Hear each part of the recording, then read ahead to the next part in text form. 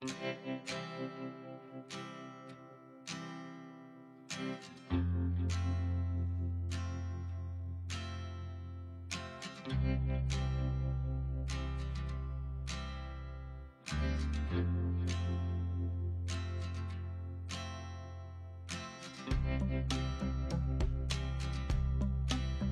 Everyone, good morning, welcome back to my channel. আশা করছি সকলেই খুব ভালো আছো। বীরভূম জেলার ছোট্ট একটা শহর থেকে আমি সুধা আবারও চলে এসেছি নতুন দিনে নতুন আর একটা ব্লগ নিয়ে। তাহলে সাথেই থাকো আমার। ওইদিকে কিন্তু ছেলেকে পাঠিয়েছি বাজার, মানে সবজি কিন্তু একেবারে শেষ বলতে পারো, সেই কারণে কিন্তু সবজি আনতে পাঠিয়েছি। আর এইদিকে দেখো আমি চিটি চিটি করে আলু আর গাজর কেটে নিয়েছি। শুধুমাত্র এটাই ছিল বাড়িতে, তো ভাবলাম কি আজকে একটুখানি চাউমিন খাই। চাউমিন তো সাধারণত ধরো খাওয়াটা ঠিক নয়, তবে বাইরের খাবার খাওয়ার থেকে মোটামুটি ঘরে বানিয়ে খাওয়াটা আমার মনে হয় বেটার। আর এই সংসারের কাজের মধ্য দিয়েও নিজের প্রেগনেন্সিতে একটুখানি খেয়াল রাখাটা খুবই প্রয়োজনীয়। কি কি নিয়ে এসেছো? দিদি বলে দিল তো। রসুন, রসুন, কুমড়ো, পটল, ঝিঙে, ঢেঁড়স। আরে কত রসুন রে, এত রসুন কেন? হ্যাঁ, না না, দু জায়গায় রসুন কেন? যাই হোক, ভুলবশত হলেও কিন্তু এটা যেহেতু আমার একেবারে দুর্গাপুজোর আগের ব্লগ, তো ভাবলাম যে রসুনটা থেকেই যাক। তাহলে কি হবে, দুর্গাপুজোয় তো ধরো আমাদের বাড়িতে অনেক লোকজন থাকে, তাই কিন্তু রসুনটা কাজে লেগে যাবে। আর এইদিকে দেখো আমি ভাত বসিয়েছিলাম আজকে, কিন্তু ভাবলাম কি প্রেসারের মধ্যেই ভাত বসাই। কেন জানো তো, প্রেসারের ভাতটা না আমি খেতে পারি, আর হাঁড়ির ভাতটা না খুব একটা আমার স্বাদ লাগছে না। আর প্রেসারের ভাতটা আমি কিন্তু খেতে বেশ তৃপ্তি বোধ করছি। তবে হ্যাঁ, সব থেকে প্রয়োজনীয় হচ্ছে কি সেটাকে গলিয়ে না ফেলা। অবশ্য আমার কিন্তু হ্যাবিট আছে। আর এই তো দেখতেই পাচ্ছ, এদিকে কিন্তু আমি সয়াবিন, আলু, গাজর এই সমস্ত কিছু দিয়েই, হলুদ দিয়েই কিন্তু চাউমিনটা বানাচ্ছি। আর একটুখানি না ভাবছি আলুর দম মশলা দেবো, কেন কি চাউমিনের জন্য কিন্তু আলাদা আমার কাছে কোনো মশলা নেই। তো সেই কারণে ভাবলাম যে একটুখানি আলুর দম মশলা দিলে মন্দ হয় না।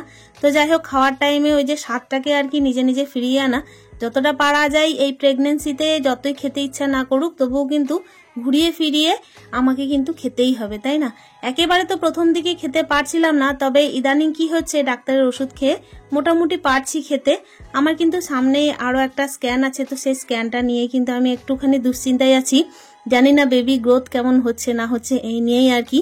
আর সমস্ত মাদের দেখবে একটাই চিন্তা থাকে, নিজে যাই থাক না কেন, যেমনই থাক না কেন, অন্তত আমার সন্তানরা ভালো থাক। যে সন্তান আগে হয়েছে সেও ভালো থাক, আর যে গর্ভে আছে সেও ভালো থাক। এরকম একটা চিন্তা সবসময় কিন্তু আমার মনের মধ্যে চলতেই থাকে। তাই যতটা সম্ভব আমি কিন্তু নিজের খাওয়া দাওয়ার খেয়াল রাখি। তবে আজকের দিনে এই যে খেয়াল রাখা বলতে গেলে তোমরা হয়তো বলবে যে চাউমিনটা কেন খাচ্ছি। অবশ্য ওই যে বললাম, বাইরের কিনে খাওয়ার থেকে কিন্তু বাড়িতে একটুখানি অল্প তেল মশলা দিয়ে বানিয়ে খেলে ক্ষতি নাই। আর এটা কি বলতো, সকাল সকাল খাচ্ছি তো। তবে এর সঙ্গে কিন্তু একটা মানে ডিম সিদ্ধ কিংবা হচ্ছে ডিমের পোচ, এটা কিন্তু খেতেই হবে, কেন কি ডিমটা কিন্তু আমাদের জন্য খুবই দরকার। বিশেষ করে ডিম সিদ্ধটা তো খাওয়া খুবই দরকার। কিন্তু মাঝে সাঝে কি হয় যে ডিমের কুসুমটার না একটুখানি ঢেকুর ছাড়তে থাকে, সেই কারণে মাঝে সাঝে একটুখানি ডিমের পোচ করে খাওয়াটাও মনে হয় যে ঠিকঠাক। ওদিকে দেখো চাউমিনটা একটুখানি ঠান্ডা হতে হতেই কিন্তু আমি এদিকে ভাবলাম যে বসে না থেকে একটু কুমড়ো আলু তরকারিটা বসিয়ে দিই, তাহলে কি হবে রান্নাটা একটু এগিয়ে থাকবে। আর তার সঙ্গে কিন্তু আমি ডিমের পোচ বানিয়ে খাবো। কি বলতো, ডিমের পোচ বলতে একেবারে গলা গলা পোচ তো খেতে পারি না, ওই একটুখানি ভাজা ভাজাই বলতে পারো। আর আমার জন্যও করব আর ছেলের জন্যও করব। এইভাবেই কিন্তু আজকে ব্রেকফাস্টটা করেছি। সকালে অতি অবশ্যই কিন্তু আমি 1 গ্লাস হরলিক্স খেয়েছি। তবে খালি পেটে হরলিক্সটা না আমার খুব একটা মনে হচ্ছে হজম হচ্ছে না, সেই কারণে মাঝে সাঝে আমি চা বিস্কিটও খাই। তবে চা আর তার সাথে কিন্তু সুগার ফ্রি বিস্কুট, এই দুটোই আমার কিন্তু পছন্দের জিনিস। যাই হোক, কি বলতো, প্রত্যেক দিন না একই রকম খাবার খাওয়ার থেকে একটুখানি উল্টে পাল্টে খেয়ে নিলেই ভালো হয়। তবে সেটা অতি অবশ্যই হেলদি হতে হবে। দুপুরের লাঞ্চের আইটেমে আমি মোটামুটি 2 ধরনের সবজি রাখার চেষ্টা করি। আজকে একটুখানি কুলেখাড়া শাক কিংবা হচ্ছে তোমরা যেটা বলে থাকো কাটাকলপি শাক, তো সেটা দিয়েও কিন্তু আমি একটা মানে কি বলতো ডাল বানিয়ে নিয়েছিলাম। ডাল কিন্তু প্রত্যেকদিন খাবারের লিস্টে থাকেই, আর ডিমটাও থাকে। হয়তো বা প্রত্যেকদিন মাছটা না থাকলেও ডিমটা রাখার চেষ্টা করি। আর বিশেষ করে আমাদের মতো মধ্যবিত্ত ফ্যামিলি কিংবা হচ্ছে দেখবে বাঙালি পরিবারে কিন্তু নিরামিষের বারও মাঝে মাঝে থেকে যায়। তো সেই দিনগুলোতে সয়াবিন কিংবা হচ্ছে পনির, এই দুটো জিনিস কিন্তু রাখার চেষ্টা করি। তো কি বলতো, প্রোটিনের অভাব যেন শরীরে না হয় সেটারও একটা চেষ্টা থাকেই। যেহেতু আমার কিন্তু এখন 5th মান্থ চলছে, আর এটাকে মোটামুটি বলা যেতে পারে সেকেন্ড ট্রাইমেস্টার। তো সেই টাইমে তো বেবি গ্রোথটা একটু বেশিই হয়। ওই যে বললাম একটা কিন্তু আমার স্ক্যান আছে, তো কিভাবে কি স্ক্যানটা মানে রিপোর্ট আসবে সেই নিয়েও একটা চিন্তা আছে। এই রিপোর্টটা কিন্তু মোটামুটি কি বলতো আমার ক্ষেত্রে কিন্তু অনেকটাই প্রয়োজনীয়। ফার্স্ট বেবির ক্ষেত্রে কিন্তু আমাকে এই ধরনের কোনো রিপোর্ট করাতে হয়নি, কিন্তু সেকেন্ড বেবির ক্ষেত্রে কিন্তু অনেক কিছুই করাতে হচ্ছে। যাই হোক, দেখো ওইদিকে আমি টিফিনটা সেরে নেওয়ার পর আরো কিছু জিনিস তোমাদেরকে দেখাচ্ছি। টিফিনের পরে কি বলতো আমি ভাবছিলাম যে একটুখানি মিষ্টি ফিষ্টি খাবো। তো দেখলাম কি এই যে দেখো এখানে আমার ছেলে ড্রয়িং এর টিচারের মা, মানে আমি কিন্তু কাকিমা বলি, ছোটবেলা থেকেই কিন্তু আমাকে খুবই ভালোবাসেন। তো দেখো হাতে ভাজা চিড়ে, তারপর হচ্ছে এইদিকে কিন্তু রসমালাই, ওইদিকে হাতে বানানো ছাতু, নিমকি, অনেক কিছুই দিয়ে গেছে। তো আমাকে কিন্তু কাকিমা এতটাই ভালোবাসে, কাকিমাকে দূর থেকে তো ধন্যবাদ জানাতে পারছি না, আর কাছে থেকেও কিন্তু ধন্যবাদ জানালে আমার মনে অনেকটাই ছোট করা হয়। কেন কি ভালোবাসাকে কখনো ধন্যবাদ জানিয়ে কিন্তু কোনোভাবে উপেক্ষা করা ঠিক নয়। যাই হোক, দেখো এখানে আমাকে কিন্তু 1 কৌটো মানে রসমালাই দিয়েছিলেন হাতে বানানো, তো সব দেখো আমি খেয়েই ফেলেছি বলতে গেলে।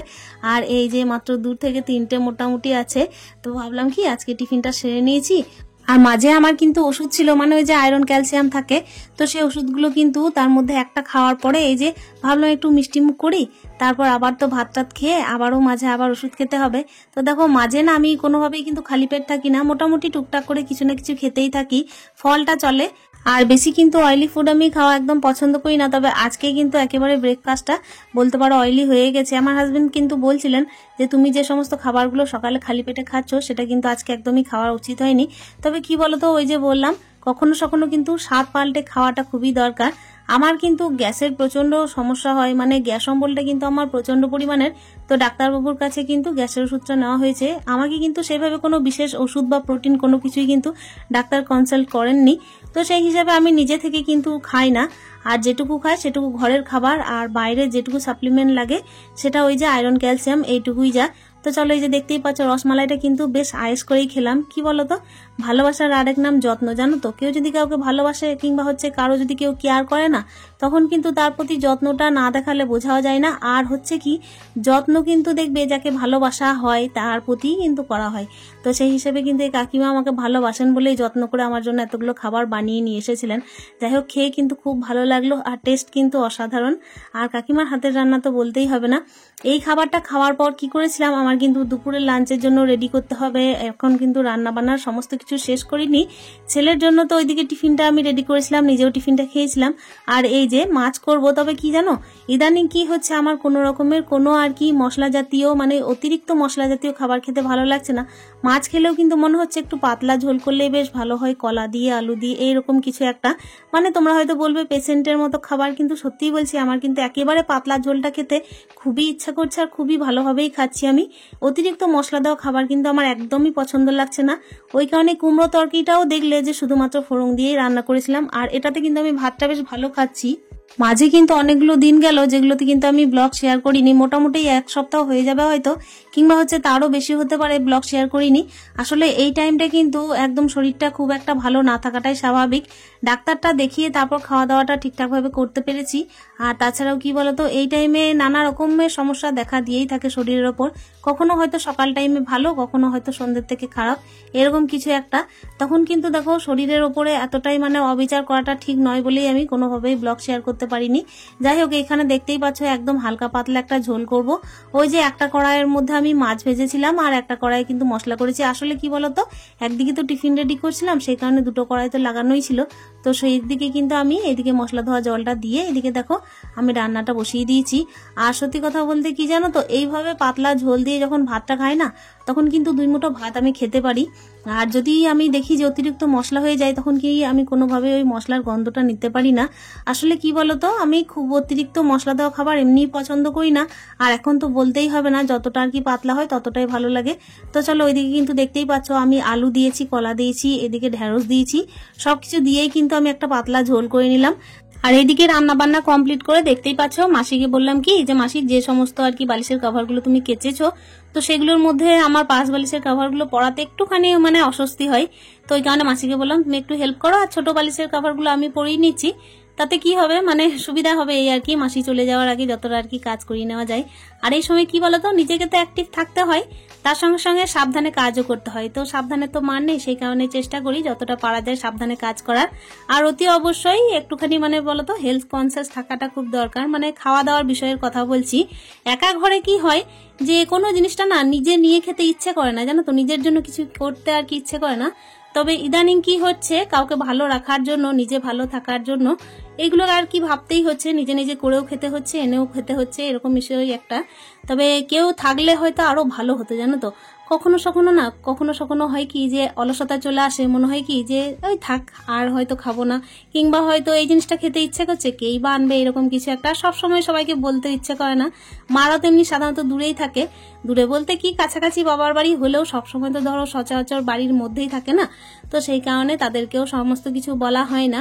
তো যাই হোক না কেন, প্রেগনেন্সি টাইমে কিন্তু নিজেকে একটু মানে ভালো রাখতে হয়, আর নিজের চেষ্টায় ভালো রাখতে হয় একা ঘরে যেহেতু। তো চলো, বালিশের কাভারগুলো এদিকে পড়াচ্ছে, আর এদিকে টিভিটাকে কিন্তু চালিয়ে রেখেছি মাসি আর আমি। মানে কি বলতো, মাসির একটু মনোরঞ্জনের জন্যই আমি ওদিকে টিভিটা চালিয়ে রেখেছিলাম। আমার কিন্তু এমনিতে কোনো রকমের কোনো সিরিয়াল ধারাবাহিকের কোনো নেশা নেই।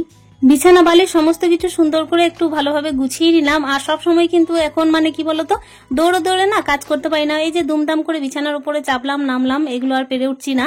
যতটা পারছি নিজেকে সাবধানে রেখে কাজ করার চেষ্টা করছি।